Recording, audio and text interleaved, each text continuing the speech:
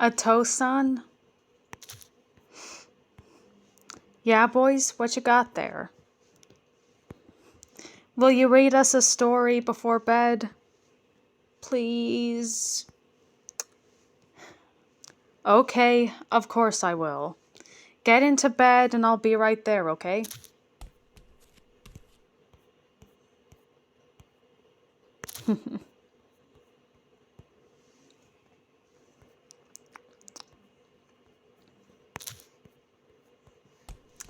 The boys are wanting another bedtime story, aren't they? Yep, the boys want another bedtime story. I'm going to read them real quick. I'm going to read to them real quick and then I'll join you in bed. Take your time.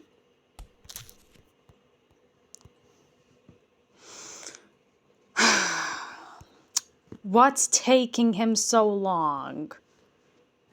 Alan, it's only been 5 minutes. Ready for a story, boys? Yeah. Okay, come here.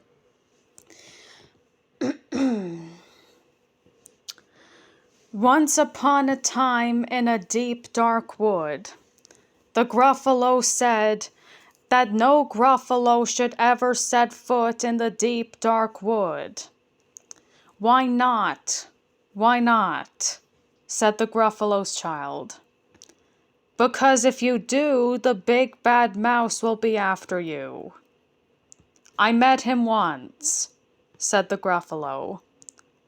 I met him a long time ago, said the gruffalo. What does he look like? Tell us, Dad. Is he terribly big and terribly bad? Said the gruffalo's child. The gruffalo scratched his head as he thought for a moment. I don't quite remember, said the gruffalo. The big bad mouse is terribly strong, and his scaly tail is terribly long. His eyes are like pools of terrible fire, and his terrible whiskers are tougher than wire, said the gruffalo. Suddenly, the gruffalo's child decided to venture into the deep dark wood. Despite the warnings of her father, she could not resist the adventurous curiosity within. Aha! A trail in the snow. Whose is this trail and where does it go? Said the gruffalo's child. A tail poked out of a log pile house. Could this be the tail of the big bad mouse? The gruffalo's child, with a mixture of fear and excitement, inched even closer to the log pile house. It knew it was venturing into danger, but she could not resist the lure of the unknown. Slowly, carefully, the gruffalo's child peeked into a little opening, and just then, out slid the creature. His eyes were small, and he didn't have whiskers. No, none at all. You're not the mouse, said the gruffalo's child. Not I, said the snake. But he's down by the lake, eating gruffalo cake. The gruffalo's child, feeling a mixture of relief and disappointment, decided to continue on her journey, now more cautious than before. The snow fell fast and the wind blew wild. I'm not scared, said the gruffalo's child. As the gruffalo's child ventured further into the woods, it found tracks in the snow. Aha! Marks in the snow. Whose are these claw marks and where do they go? Two eyes gleamed out of the treetop house. Could these be the eyes of the big bad mouse? The gruffalo's child, ignoring the warnings of her father's words, felt a sense of bravery. She crept closer to the treetop house, her heart beating louder than ever before. Down flew the creature. His tail was short and he didn't have whiskers of any sort. "You're not the mouse," said the gruffalo's child. "Not I, but he's somewhere nearby, eating gruffalo pie," said the owl. The gruffalo's child, while slightly disappointed but also curious, continued on its journey. The wind grew colder and the night grew darker.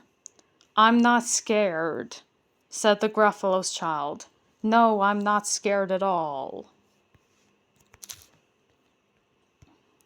The gruffalo's child continued further, its heart beating faster than ever before. The snow fell heavy and the night grew darker. And suddenly, out of nowhere, a large furry tail stuck out from an underground house. Could this be the home of the big bad mouse? The gruffalo's child was filled with both fear and curiosity. It wanted to turn and run, but curiosity won. Slowly and carefully it crept closer to the underground house, its heart pounding in its chest. Out slunk the creature. His eyes weren't fiery. His tail wasn't scaly. His whiskers weren't wiry. "You're not the mouse," said the gruffalo's child. "Oh no, not me. He's under a tree drinking gruffalo tea," said the fox. The gruffalo's child, now even more frustrated than before. "It's all a trick," said the gruffalo's child, as she sat down on a tree stump where the snow lay piled on.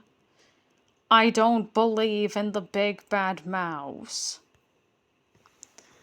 The gruffalo's child, still sitting on the tree stump and refusing to believe in the existence of the big bad mouse, when a small mouse came out of his house.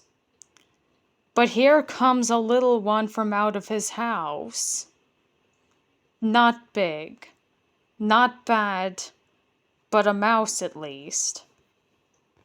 "You'll taste good as a midnight feast," said the gruffalo's child. The gruffalo's child, feeling hungry and not believing the mouse's warning, she reached a hand out to grab him. But the little mouse, with a quick scamper, and nimmed a scamper. "Wait," said the mouse, "before you eat. There's a friend of mine that you want to meet. If you let me hop onto a hazel twig, I'll beckon my friend so bad and big," said the mouse. The gruffalo's child, now curious about his friend, agreed to the mouse's request and let him jump onto a hazel twig. "The big bad mouse? So he does exist?" said the gruffalo's child. "Just wait and see," said the mouse. The little mouse perched on a hazel twig. Out came the moon. It was bright and round. A terrible shadow fell to the ground. "Who is this creature so big, bad, and strong? His tail and his whiskers are terribly long. His ears are enormous, and over his shoulder he carries a nut as big as a boulder. The big bad mouse, yelled the gruffalo's child. The mouse jumped down from the twig and smiled. The little mouse with a proud and satisfied smile whispered, "Aha! Prints in the snow. Whose are these footprints and where do they go?" said the mouse. The footprints led to the Gruffalo cave, and where the Gruffalo's child felt a bit less brave. The Gruffalo's child now a bit less bored, and the Gruffalo snore and snore and snore.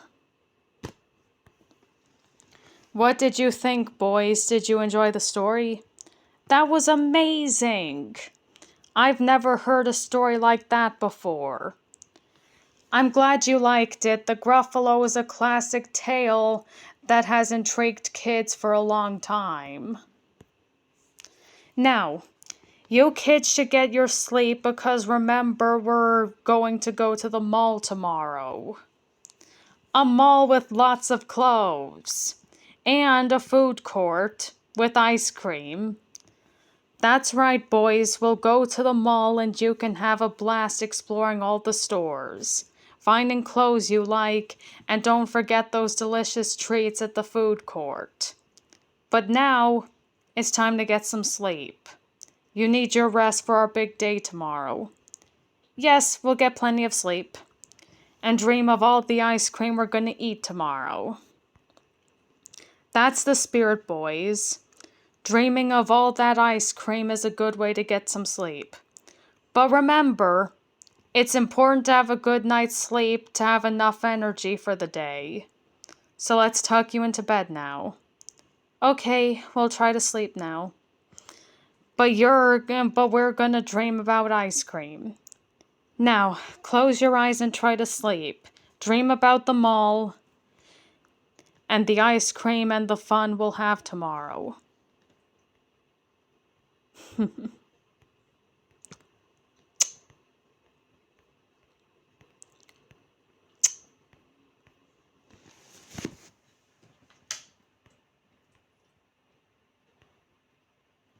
Thanks for watching.